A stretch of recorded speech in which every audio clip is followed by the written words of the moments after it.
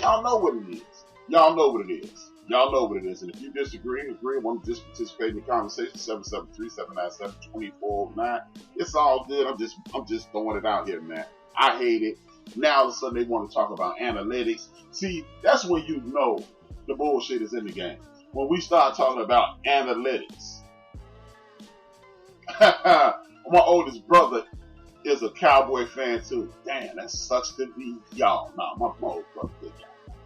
He probably listening. He's gonna probably text me in a while. Jason Garrett should have been replaced 4 to 5 seasons earlier. No doubt. And that's what I understand. If I got a dude who's excelling with a mediocre coach, and I got other players excelling with a mediocre coach, that gives me the impression if you replace him with a John Harbaugh, if you replace him with a Marvin Lewis, if you replace him with a Tuna, if you replace him with anybody who's a good coach, then bam, it's over. You should do better. And if that, here's the beautiful part about it. They got one of the best offensive lines in the league. They got one of the best running backs in the league. And they got 3 big-time receivers. Dak Prescott, his numbers are going to go to hell, y'all. I'm predicting 3,800 passing yards. I'm predicting 22 touchdowns and about 4 or 5 interceptions. But they're going to have 12 to 14 victories. So his numbers are going to go to hell, but the Cowboys are going to look better. And Mike McCarthy is a damn good coach. So when you got a dude who helped develop one of the greatest quarterbacks in the history of the game, if he elevates Dak's level to Phillip Rivers, they'll win a Super Bowl. Dak can get the money. But you know what? Everybody always talking about his business, but in this case, it's personal. If I was Rain Dakota Prescott, you know what I would do? I would take the money, ride off into the sunset, play my ass off ball, go to Ball So Hard University, win me a Super Bowl, and I would disappear. Hey, if you're not giving me money, Jerry Jones, you'll never see me in Texas Stadium or AT&T Stadium or Reebok Stadium or whatever the hell that you're going to sell the rights to next. That's all I'll do. That's what I would do, and I would pimp strut on hot black guitar and tell everybody to kick rocks. Next up is one of my favorite coaches, Mike Tomlin. I don't understand how people are disagreeing with this dude. Mike Tomlin said if everybody can't open up training camps at the same time, nobody should be able to open up training camps. You actually have people talking to the contrary of this. One thing about football is parity. 53 men. You get to draft who you draft. We all gonna play 16 games. Everything is the same. You might start a week before us or whatever. But you might start a week before us if you play in the Hall of Fame game. But that's almost a detriment to your team. But you can't have, it's 32 teams. You can't have 21 of them starting here and then the rest of them starting way after this. This is a joke. This is a joke. And people pushing back on this.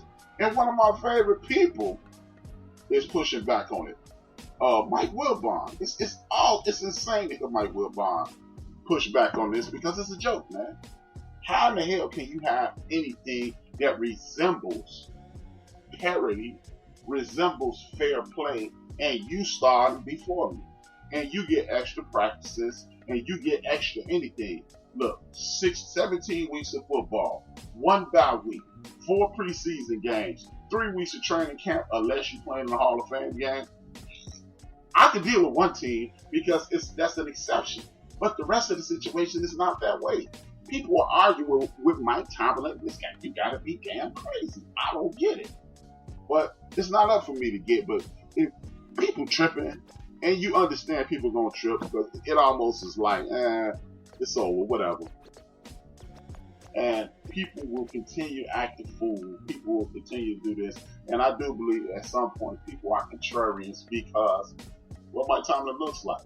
Because guess what? Everybody keep telling me Mike Tomlin ain't that good. Well, all the pundits keep telling me that Mike Tomlin's not a good coach. That means Bill Cowher's not a good coach. And y'all keep saying we want Bill Cowher to wait a while. We want Bill Cowher back. Guess what? Bill Cowher coached almost 20 years without a championship. Mike Tomlin has been to 2 Super Bowls and never had to lose a season. Bill Cowher had a few of them. That's how he got Ben Roethlisberger. That's how he got a bunch of people. But if you want to keep this in him, do what you have to do. And I'm going to do what I have to do, and I'm going to keep supporting that dude. My man D. Gray said they need to shut the whole sports season down. That's going to be almost impossible, D. Gray. I doubt if they ever do that, but I don't totally disagree.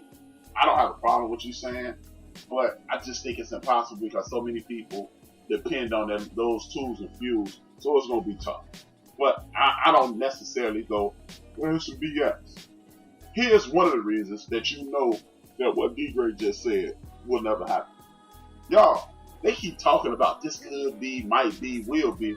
Let me give y'all some fun facts as I do every day. Here's one of the fun facts. The University of Alabama net, meaning all profit, $92 million last year. $92 million. People need to, but people are addicted. Yeah, they need to, but people are addicted. You're 1,000% correct, D-Gray. I can't give you any pushback on that. Shout out to D-Gray. I love it when people participate.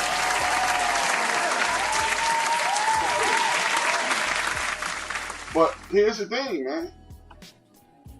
When you have institutions of higher learning putting in $92 million outside of all the money that they putting in for the 10, 12, 15, 20,000 people who are paying $100,000 per year to attend that school. See, that's what nobody talks about. Institutions of higher learning don't need sports. Stop telling that lie. There are plenty of schools. Okay, University of DePaul University right here in Chicago, Illinois, does not have a football team. They have one of the largest endowments in the United States of America. We'll say it again. One of the largest endowments in the United States of America. Georgetown University does not have a football team. One of the largest endowments in the United States of America. So, if you need football to function, if you need sports to function, how the hell are they functioning?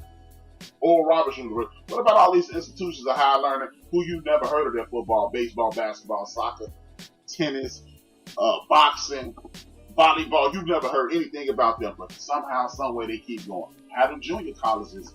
How does this school right here in Chicago used to be David College, now it's the late great Harold Washington College? How they survive? Because people pay inordinate amounts of money to go to school. Period. That's how they survive. So stop falling for the banana in the tailpipe. Talking about we need this to stay afloat. Yeah. Right. Bullshit. University of Chicago, where they initially split the atom, which allows you to have nuclear weapons. No football, no baseball, no basketball. Somehow, some way, they are open. DePaul have sports. I thought they had a program over. I thought that program was over. It pretty much was over after Ray Meyer left. They had a few more years after that, but they have basketball. They don't have football. Basketball and football are the bell cows. But look at DePaul. Again, one of the richest universities in the United States of America. Football team is trash. Don't have a basketball team is trash. Don't have a football team. Somehow, some way, they're making it. They're scraping away. Somehow, they've created an endowment that rivals any other school in the nation. No football, no basketball. So, mix me with that nonsense. Look, before it's over, athletes will be essential workers because it is going to go for the mental state of the country, and it's allowing people who are in a bad situation to lift their spirits. That's what you're going to hear. That is what you're going to hear. And if you don't believe me, do it how you feel. Get out how you live. I'm just letting you know, man. We can keep falling for the banana tailpipe, but we can realize we're being duped. We are being duped, people. We will always be duped. Anytime you are telling people, hey, man, you need to, you must, and you have, and we can't live without. If it's not food or any other substance, it's a lie. Sports is entertainment. Somehow, somewhere, over the last 2 months, we haven't seen any live sports, and all of us, hey, how about this? Rap come up with something new every week to talk about. Somehow, some way, and we haven't missed a beat. My man D-Gray, let's have a nationwide space game. That's all we, hey, exactly, man. Look, bruh, there are ways to entertain yourself without physical interaction. My man just said a space game. Guess what? We have all of us, some of us are listening to our show, this show, on what you pretend is a phone. It's really a computer. At some point, is it a tool or a toy? You can use that computer that's in your hand to create a worldwide spade game, like my man D-Gray said. 3 people already said they in on it. We could do that. You could have a chess. You can have chess matches. You can do anything. How about this? Me and my crew, we do a group text when the brothers are smoking cigars, laughing, joking, talking about each other's mama. We don't need sports, people. Sports is a luxury, one that I truly enjoy, one that I've built. Me, my man Nas, my man Rocker, Buster, we've built an empire on top of it. But it's not necessary. It is not needed to put people's lives in jeopardy to participate in sports. HRap, did you watch Larry Bird clips when I sent to you on Twitter? I watched Larry Bird live. I was a big time Larry Bird fan, and I did watch that on Twitter. Can't keep sending it to me. But like I said, man, we can talk. Look, there have been enough sports in the last 40 years that we can talk about for the next 40 years. I told y'all, this is why ESPN gives you inferior quality entertainment, and that's why I keep telling y'all to tell a friend, tune in every Tuesday. Because look, there hasn't been any sports in 8 weeks, and rap has not repeated himself in 8 weeks. And it could be 8 more weeks, it could be 10 more weeks, it could be 20 more weeks, it could be 30 more weeks, and I'm not going to repeat myself because I don't have to. I don't have to make up things to entertain you. Life will entertain you. Sports is not just a bunch of clowns. I saw Tetris tournament on ESPN. Damn shame. Speaking of Tetris tournament on ESPN, why is nobody talking about the contribution that one Michael Jeffrey Jordan has done for the nation of sports? Michael Jordan saved sports. He saved sports in the 80s. Him and Mike Magic Bird helped save sports in the 80s. Mike held it up in the 90s, and then he came back late 90s and held it up again, and Mike saved ESPN's baby. How did Michael Jordan save ESPN? Because if it wasn't for Michael Jordan, if you follow me on Instagram at HRap_B, you just saw me post this a month ago. If it wasn't for this Jordan documentary, you could turn to ESPN and see some goddamn Sanford and Son highlights, y'all. I'm telling y'all. The Last Dance saved this joint, man. Because they keep talking about the same thing. Brady, Belichick, these murderers, rapists. Look, ESPN, I know some of y'all listen because I've heard what I say word for word on the next day on y'all show. Somebody at ESPN is listening to man rap. Holla at your boy. This is intellectual property. Holla at your boy. But